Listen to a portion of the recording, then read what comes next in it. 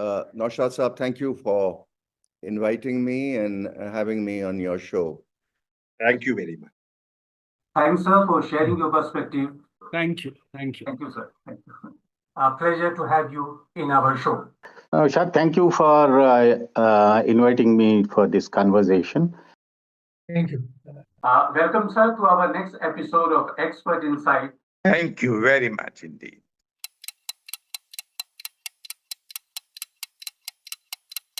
Hello, good evening, and a very warm welcome. For our next face-to-face, I have with me our guest, Talmiz Ahmad, who is former diplomat and has served as Indian ambassador to Saudi Arabia, Oman, and UAE.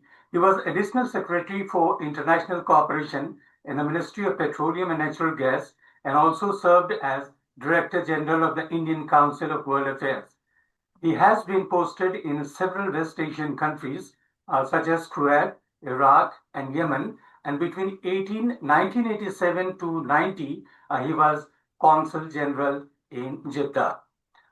He has also held positions in Indian missions in New York, Lebanon, and Pretoria in South Africa. He is the author of Reform in the Arab World, External Influences and Regional Debates, Children of Abraham at War, The Clash of Messianic Militarism, and the Islamist Challenge in West Asia and Political Competition after the Arab Spring. Today we are going to discuss with him on Iran-Israel conflict, role of America, Russia, and China, and its impact on Middle East and other parts of the world, and also about President Donald Trump's flip-flop. Welcome, sir, to our next episode of Expert Insights. Pleasure to have you in our show. Thank you very much. Sir, if I'm able to recall it correctly, in one of my interviews with you in May last year, you said, for Israelis and Americans, principal concern is Iran rather than resolution of the Palestinian issue.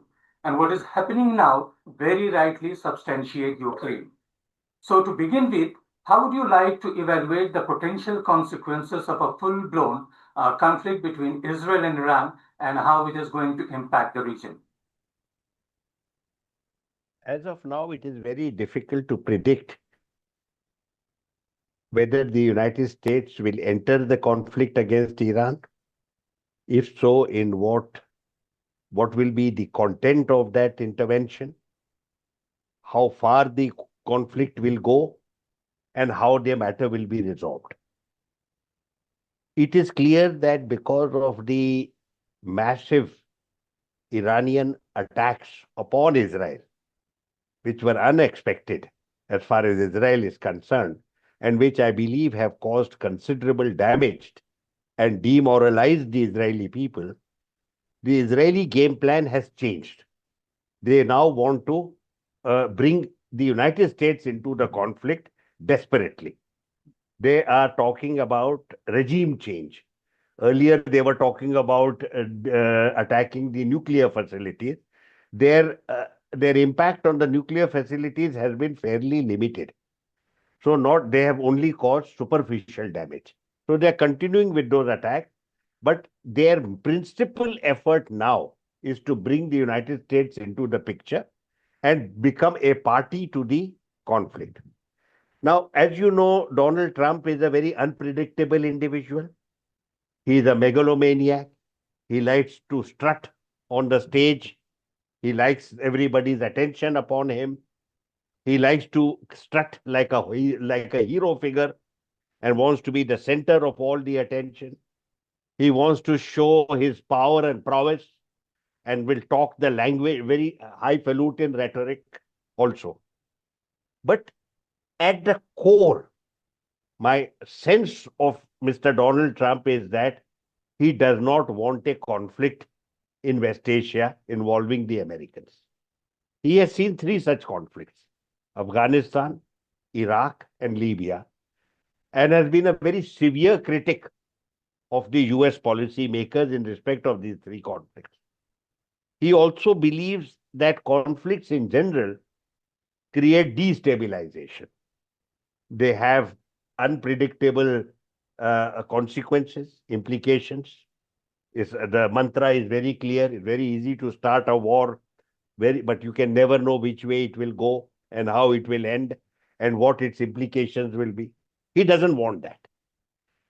At the same, so he is now torn between the good sense of restraint and pursuing dialogue with the Iranians, or the allure of making history by demolishing the Iranian regime, which is a very old desire of large sections of the American population.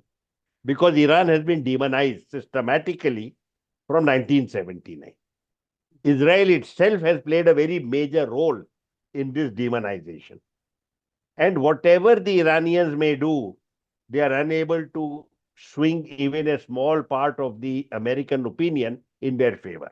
They've tried many times to do that. So as of now, as I'm speaking to you, Donald Trump has bought himself 2 weeks. Earlier in his first remarks after the Canadian G7 meeting that he left one day early, he had given the impression of an imminent assault upon Iran. He had used very strange language. He had called for unconditional surrender. But as to the best of my knowledge, and I pointed out that United States is not at war with Iran. So what is Iran supposed to do? They are actually in dialogue with each other. And they are supposed to have the sixth round of dialogue. And you are asking that country for unconditional surrender when you don't have a conflict. So I found that very, but it gave the impression of being like Julius Caesar or Augustus Caesar, looking like a very powerful Roman emperor. But that is neither here nor there. Most people at that time thought that we are going to have a major American attack. He shocked everybody. He shocked Israel, shocked many of his own associates, and many people who were baying for war. He said, I'm not going for war. I want to give diplomacy a chance. I will take a decision in 2 weeks' time. So he's forcing the people to wait. And many of the hawks in the United States, represented by Wall Street Journal or New York Times, are now very puzzled. Wall Street Journal made a statement that he has already taken the decision to go to war. And he corrected them in public. He corrected them saying Wall Street Journal is wrong. I've made no such decision. So it is very difficult to say.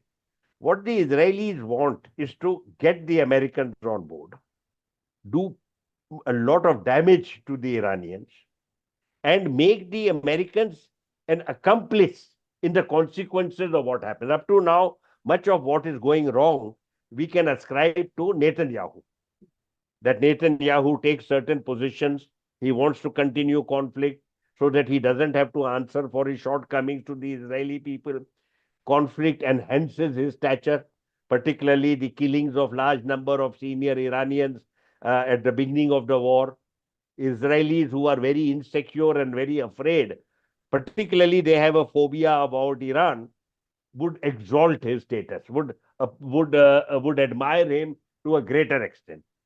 But now that he is not getting the results of that war, not eliminating the nuclear threat, not going anywhere with regard to regime change, he wants the Americans to be their partner, his partners. And this is a very opportunistic and extremely dangerous initiative on his part. But then he is known to be absolutely self-centered and self-serving. And he doesn't care for anybody except for his own political survival. And this is one more manifestation of that. So what do you think is the prime motive behind attack on Iran? Is it destroying nuclear facilities alone, or regime change, or regime collapse, or to establish the overall supremacy of Israel in the region? See, when he thought of attacking Iran, the main point I would say that this has been a long cherished motive. Articles have already appeared saying that he has been talking about Iran as the enemy of the Israeli people for many years, in fact, a few decades. Yeah. He has in many of his speeches equated Iran with Hitler. He has said in 1938, when Hitler came to power, and today the Iranian regime could be the cause of a second Holocaust. There is no such proof. that the Iranian regime has any such plan or even any such capability. But he has spoken of Iran and conflict with Iran for many, many years. His people have heard these remarks. Obviously, there was a feeling that Iran is too large a country and that there is no useful purpose served in going for a military conflict with a country with which you don't even have a border. That means all your conflict will be aerial, rather there will be no ground forces available. Then this whole bogey of nuclear weapons. This is again initiated by the Israelis. It has gone on for nearly 25 years. They have agitated, and Netanyahu personally, at least on 5 occasions, he has suggested that the Iranians are on the verge of a weapon. Even now, when he initiated the conflict on Iran, he said they are a few days away from a nuclear weapon. There is no proof in this regard, and he has been consistently rejected, even by American intelligence officers, that there is no such plan, there is no weaponization on the horizon. But he has created this. In the United States, there is a desire, a desperate desire for regime change. Many of the animosity that many Americans have for Iran, they associate with the regime, with the Islamic regime. And they pine for that period before the Islamic Revolution, when you had the Shah of Iran and you had a free run of that country. Many people today may not remember those days, but it is like a mantra, that regime change. So this is the kind of mindset that these people have. Now, what went right for Mr. Netanyahu is the fact that the present is a golden opportunity. Iran no longer has the axis of resistance as an effective force. He has in Donald Trump, he has a president who he thinks he can manipulate. You have also Iran, which has been so thoroughly demonized that if you launch an attack on them, there will be no one who will prevent it or resist it.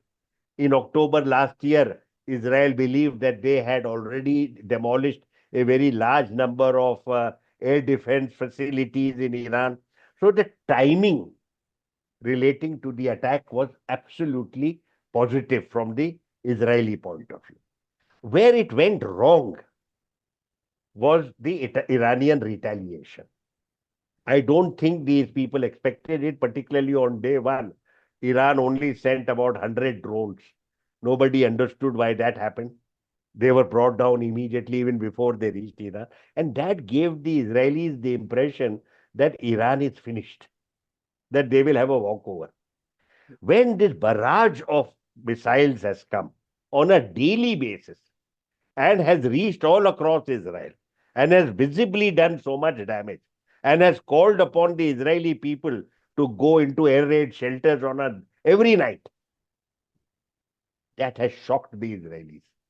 And of course, they have not shown us on television the strategic targets that the Iranians have hit and hit hard. They only show the civilian targets and the hospital. And they are using that to build up even more hatred for Iran.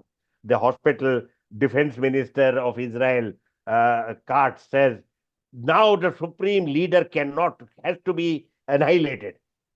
Israel has demolished so many hospitals in Gaza. They have killed so many medical personnel. They have killed so many patients in hospitals.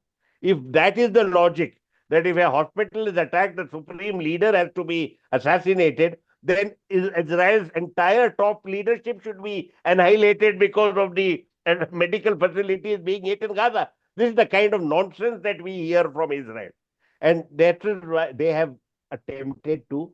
This is, I think, that this has come as a surprise. And as a result, now they are changing the game plan because they don't know what to carry on, because they are now saying, oh, Iran has only so many missiles or so many missiles. They don't even know. Some of the missiles are very sophisticated. They are hypersonic, they move very fast. Some are cluster bombs. They have done a lot of damage. And the bigger shock is that it is unexpected and it has penetrated the Iron Dome. So they want now the Americans. Americans have helped them with regard to the missiles, etc. But now they want US aircraft to go along with them as partners and to bomb Natanz and Fordow. With the deep penetration bombs, they feel that this is how they will come up strong. And then Netanyahu can strut on the Israeli stage and say, I destroyed the enemy and there will be no second Holocaust and I am the great hero who has now come back. Let us see. If the Americans fall for this trap, it will be extremely dangerous for the region. But I hope that even at this stage, Donald Trump shows some modicum of wisdom and goes along with his own instincts rather than the extraordinary pressure that has been mounted upon him by Netanyahu and by the Israeli leadership. So, what could be the long-term implications of Israel-Iran conflict with or without America, and what could be at stake for America and President Donald Trump? See, this is what the region desperately needs now, is a ceasefire. Yeah. The Americans had obtained a ceasefire in Gaza in January. In retrospect, it appears that that ceasefire was accepted by Netanyahu only to appease Donald Trump on the eve of his swearing in. In March, he was violating the ceasefire, initiating starvation as a weapon in Gaza, attacking the people of Gaza who are looking for food and aid and assistance, and has denied hardly any assistance reaches the people of Gaza. And then he thought that he knows which buttons to press as far as Trump is concerned, and that he should be able to get the Americans on board. And this is what they are looking for. If the Americans come into the picture and carry out attacks on the various targets in Iran, whatever capabilities the Iranians have, they will believe they have a right to hit Iranian targets. Up to now, they've kept away. They've only hit Israeli targets.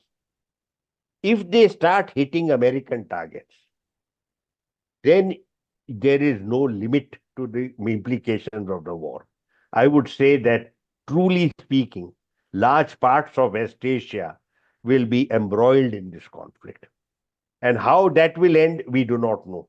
Very large number of casualties will be inflicted upon Iran. There will be a lot of damage, particularly to energy facilities all across the Gulf. There will also be considerable damage in Israel. This is not worth thinking about. This is horrendous. I therefore believe it would be very good for the region if the United States kept away from conflict and indeed encouraged Israel to participate in a ceasefire and then negotiate. You cannot, if you want to control, you cannot end a nuclear program. You remember India did the first test in 74. We were going to test our weapon in 93 under American pressure. We delayed it. 1998, we tested fully and nobody could stop us. You cannot, once a country has decided that it is going to acquire nuclear capability and possibly the potential for a weapon, and possibly even test a weapon later on, both Pakistan and India have shown you cannot be stopped. Yeah. We also know that Israel has a nuclear weapons program. Even earlier, when apartheid South Africa existed, the United States allowed apartheid South Africa to develop a nuclear weapon. So nuclear weapons can be developed if the country has made up its mind. And the American record is extremely poor, that despite the non-proliferation treaty, they allowed South Africa, Pakistan, and Israel to develop a weapon because they were allies. So if you cannot, the only thing you can do is through negotiations and treaty arrangements, you can restrict a program, define the program, set limits on the program, and set out very clearly what is allowed and what is not. and then unleashed the inspections by the IAEA to ensure full compliance. This happened earlier with the Iranians. You had the JCPOA, you had a certain solemn commitments made by the Iranians. It was certified repeatedly by IAEA that those conditions have been fully complied with over 2 years. Nobody could find fault with the Iranians. And it is only the Americans who pulled out of the agreement. And indeed, I would say many of the things that have gone wrong with the region is due to that. And who was culpable at that time? Netanyahu himself has taken credit for influencing Trump to withdraw from the nuclear agreement. Trump did it on the basis that I'll get a better agreement and never got anywhere near it throughout the rest of his period. But the damage that he left behind, because then the Iranians waited for more than a year for the agreement to be reinstated. Nothing happened. So they started an enrichment program. The enrichment program crossed the limits of JCPOA and finally reached even 60%. So instead of restricting the program, you had actually encouraged Iran to reach the edge of a weapon. They are very far away from the weapon, and I don't think anything is going to happen. The Israelis keep on making this canard, and no one else seems to bother about checking it or verifying it. Most Americans know that this is absolute crap, but unfortunately, they are not able to have an independent policy separate from the Israelis in this regard. Even now, when I'm speaking to you, Donald Trump on his own, with no technical knowledge or expertise, has rubbished his intelligence people who have repeatedly told him there is no weapon in Iran, no weapons program. He said, they don't know. I know there is a weapons program. That means he believes the Israelis over his own people. So, how does the Israel-Iran conflict affect regional stability in the Middle East, and what are the potential risks and challenges for the neighboring countries if the war escalates? We have every reason to worry. Many people don't realize it. But because from outside, West Asia looked very turbulent. But most of the conflicts were either civil conflicts or short-term conflicts. Say, except the one in Yemen, where Saudi Arabia initiated it, Iran-Iraq war earlier. And then there was, for a long period, there was a degree of stability. Why was there this degree of stability? In terms of conflict, the degree of stability was because there was a tacit balance of power in the region. This was Iran and its axis of resistance was a deterrent as far as Israel's agenda was concerned. Israel would carry out certain military operations against the Palestinians. They were of a short, sharp character, and they would end quickly, and system would go back to what it was before. The difference with regard to what happened in this current Gaza conflict and then expanded to Iran is that Israel used the occasion of the Hamas attack to have a long-term assault upon Gaza, including the civilian people. And the reason is very clear and very simple. It is that Israel was taken by surprise by the Hamas attack. And this should have and could have caused the resignation of the Prime Minister for his failure. Yeah. Rather than resign and accept responsibility, Netanyahu thought that he would seek to gain the goodwill of his people by carrying out a massive assault upon the people. That means what has happened, the large-scale murder of the Palestinian people is entirely to ensure Netanyahu remains in power. There is no other reason.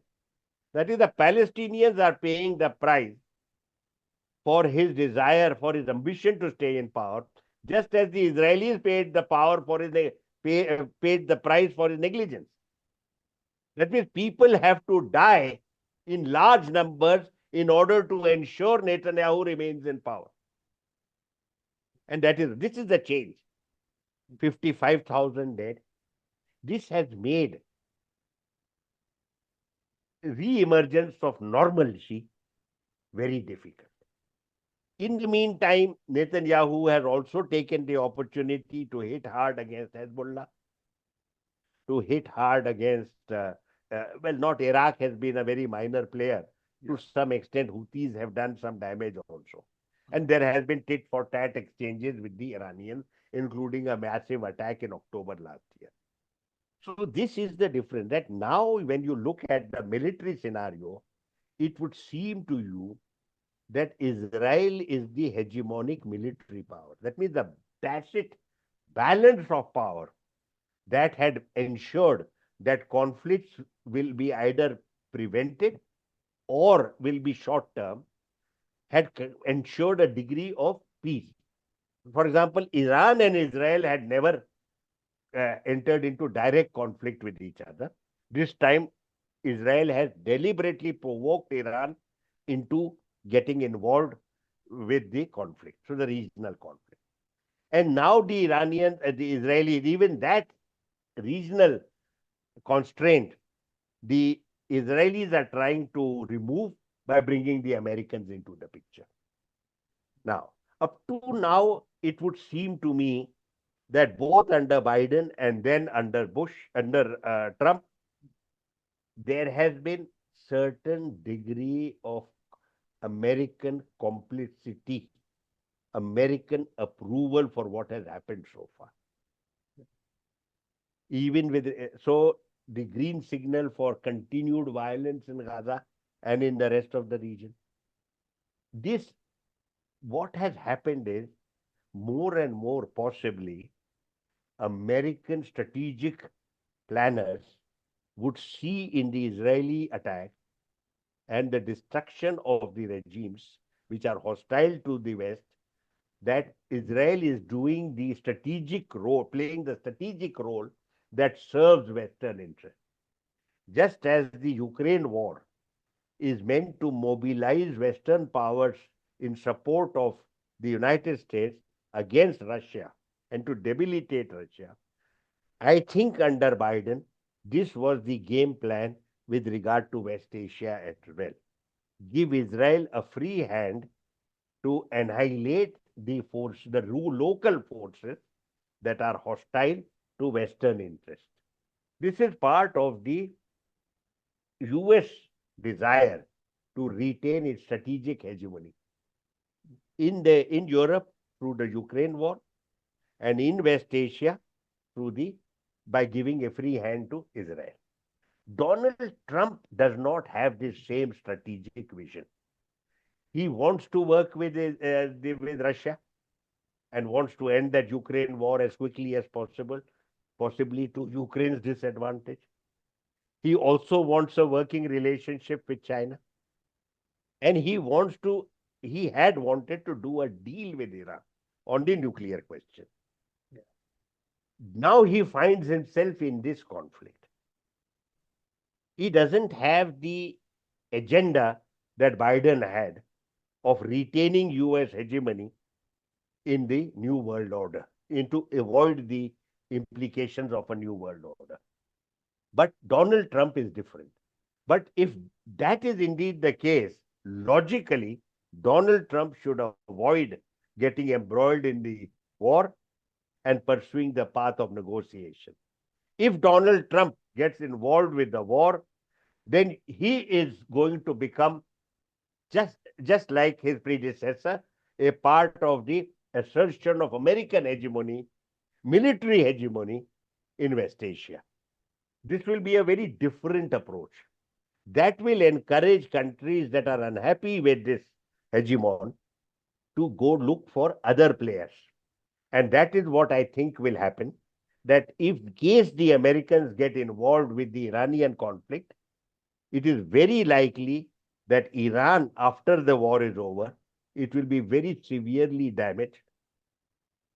It will seek Chinese and Russian support in order to regain its infrastructure and its economic and political capability. So this is the scenario that I'm looking at. And that is not what Donald Trump has said he wants. Donald Trump wants to work with Russia and China, not make them his enemies. He doesn't want a new Cold War like Biden was talking about. So we are looking at a scenario of grave uncertainty. If whatever the United States, whatever decision Trump takes, will have very significant implications. One of them looks like mutual accommodation of, of different ambitions, USA, Russia, China. The other looks like a conflictual scenario, possibly shaping a new Cold War. So we don't know which way things will. We have to watch. So, is there any possibility or indication that China or Russia may jump in if America plans to attack Iran with Israel? Is there I do any not kind of believe possibility? that there is going to be any other participant in the current conflict. The regional players have neither the capability nor the interest in joining. Iran will be effectively on its own in this conflict. At some stage, the Americans will call halt, and there will be some kind of a ceasefire arrangement. Everything depends on what is the American role in the coming confrontation, what is the nature of that confrontation, how that confrontation ends, and what is the agreement that follows. The best thing that can happen in the present untidy scenario is the Americans avoid conflict and give the signal that they want to sit with the Iranians and have a conversation relating to the nuclear and other factors, other issues, which is what will make Donald Trump a statesman. But if the United States intervenes, I believe the implications for the region will be horrendous. I don't think it will serve any useful American interest. I don't even think it will serve an Israeli interest. Long-term conflict, I don't believe is in the Israeli interest. It's only in the interest of Netanyahu. Israelis also desperately want peace. The surveys are showing that the Israelis may be hostile to Iran, but they are equally hostile to Netanyahu and his coalition. And that regardless of what happens with regard to Iran, they don't want to vote for Netanyahu and his government. So we will see which way things go. Not only there are implications for war, there are implications for the domestic political scenario as well.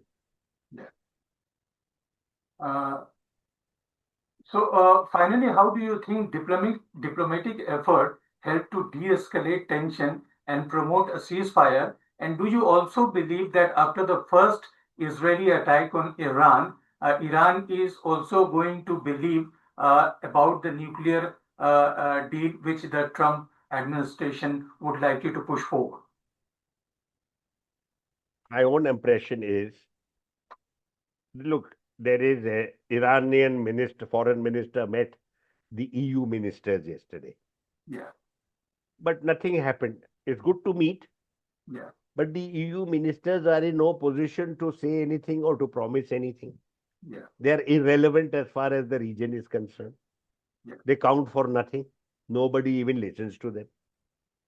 Messages were conveyed by the Iranians. They were listened to by the Europeans. The only country that matters is the United States. My own impression is that the Gulf Arab countries, Russia and China, would have conveyed very strongly to the Americans that they must call a halt to the ongoing conflict. They are important interlocutors. And they would have also promised that they will ensure that the Iranians are accommodative of US concerns, just as the US will be encouraged to work with the Iranians in a constructive manner. The spoiler here is Israel, because very rightly the Iranians have said that they cannot initiate a peace process while there is a conflict going on, when there is a war going on. They want Israel to stop the war. Now that is a problem. And even Donald Trump is worried about it, because he just said yesterday that he is not sure he can get the Israelis to stop. It's a very great likelihood that if for any reason Trump publicly were to ask Netanyahu to stop the conflict, Netanyahu, with the present bloodlust that has overwhelmed him, could simply not listen to the American president. But if the American president is particularly forceful, I am confident that the Israeli armed forces will not continue the fight if the Americans are not with them. So it is not as if Netanyahu has a free hand in Israel. There has to be, because sections of the armed forces must be wondering, I mean, what are we fighting for? Every day we field with nothing that we can see that we need to achieve. What is the end game? There is no strategy, no end game, no indication how things should end. Therefore, my impression is that if they were to stop the war, Israel being persuaded to give peace a chance, you might have a ceasefire and you might have negotiations in which the Iranians are likely to participate in a constructive manner. This is my impression. Okay, thanks, sir, for sharing your perspective and a thought-provoking insight. We'll be back next time with another expert. Thanks for watching. Take care. Keep your environment clean. Goodbye. Thank you very much.